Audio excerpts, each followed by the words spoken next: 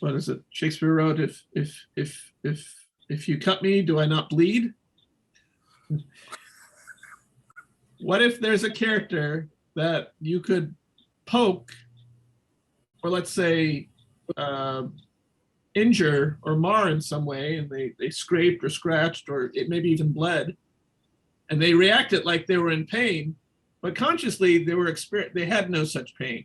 But, and the philosophical construct in question here is, how could you tell the difference if they behaved just as though they were someone who was in pain? No pain, but they knew how to mimic and act just as though they were experiencing that pain. Used car salesmen know how to do that sort of thing.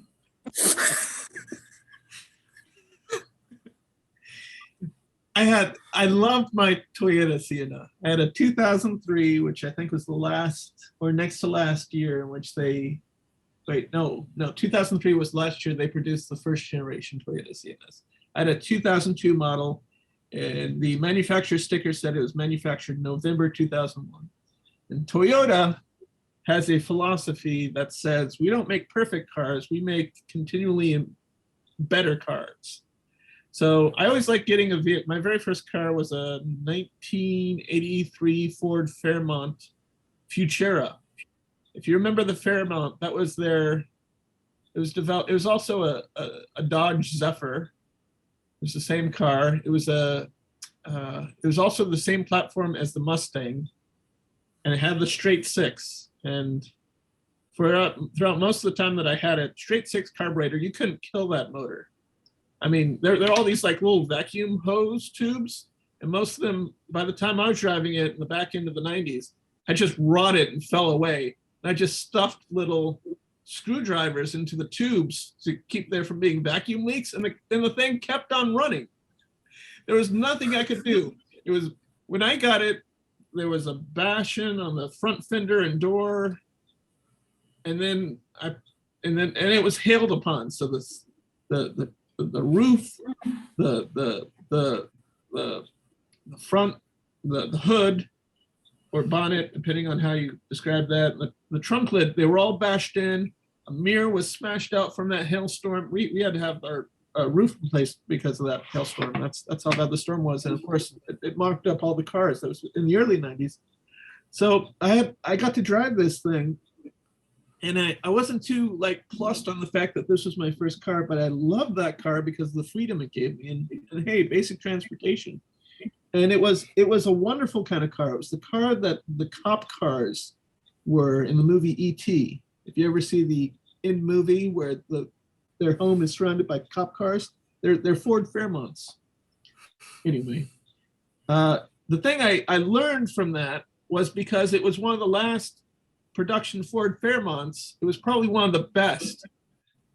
At least I'd like to think that, because I knew that they had been in manufacture at least since '78, perhaps even a little bit sooner.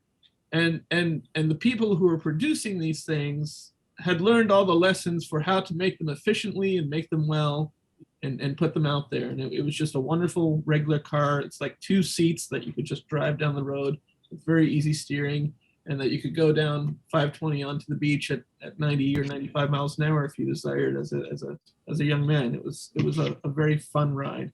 And they're still popular today as sleepers, because they're basically Mustangs, but dressed up as regular family sedans. Wow.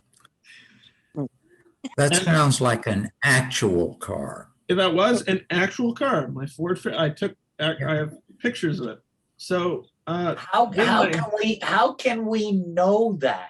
How can you? Well, I could produce photographic evidence. Maybe you're just feeling the pain from the loss of a virtual car.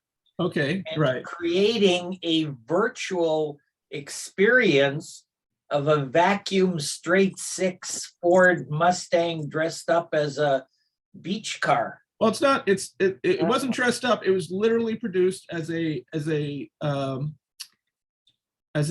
moderately priced, fairly good value, fairly good gas mileage vehicle that the Ford Motor Corporation designed and put together in the 1970s and was producing out of their factories up through the mid front end of the late 80s, or the early 80s, sorry, the front end of the 80s. I had a 1983 two-tone, brown on top, tan on the bottom with pinstripes, bordering in between, Ford Fairmont that my father bought with the advice of his elder brother-in-law, who, when we came back from Saudi Arabia, this was the first car that my immediate family purchased as our family vehicle, which I inherited. I was third in line after my dad, my mother, and then I got it. Now, to answer your question directly, Joel, if I did not have this Ford Fairmont, then I've got a question: am I real in terms of my body in physicality, or am I in some pod in a matrix some decades or centuries in the future, having a simulation of being a person that was born in during somewhere in the first 100 days of the Carter administration? Why do you feel you are compelled to ask that question? What is compelling you? Well, you're comfortable in a form of being. And so long as you're comfortable in that form of being, you have no cause to question it. I mean, except maybe, let's say one day where reality makes total sense, and then another day through some happenstance, you happen to come at reality at a slightly different angle, which causes you to see something that maybe you were or were not meant to see, depending upon, I don't know if there is such a thing as intention, for instance. But it causes you to question reality in so much that one recognizes something as simple as pain. Well, are you using the words you Mm-hmm. the way I use the word me? Good question. So I think yes. whenever you say something where you're speaking of me, you use the word you. But the way I speak, so our consciousness may be different.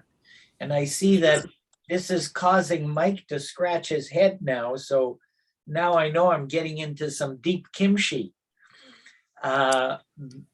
It's synthetic Am I light. me or you? Right. Or is my actual me virtually you? We are two entities. I would say, let me say, Wait a minute. My experience of we is at this point in time, 4 entities connected through some kind of a computer system that I have very little understanding of, but I believe I am enjoying the benefits of somehow. right. On the surface, we are in agreement. Okay. I was going to say we're you, Joel, and I, Rami, are both examples, and the first word that came to mind was of I'm not sure if I can say the word. You know how there's Play-Doh, and then there are like the things where you can put the Play-Doh in the press, and it presses down. Extrusions, is that the word? Okay. And then you chop it off, and that could be like the representation of a man. You know, you were birthed out of your the combination of your father and your mother, and I too in the combination of my parents. Yes, spouse. I don't know if you can hear her. She said, "Come get me up and shut up." It was her statement. But in another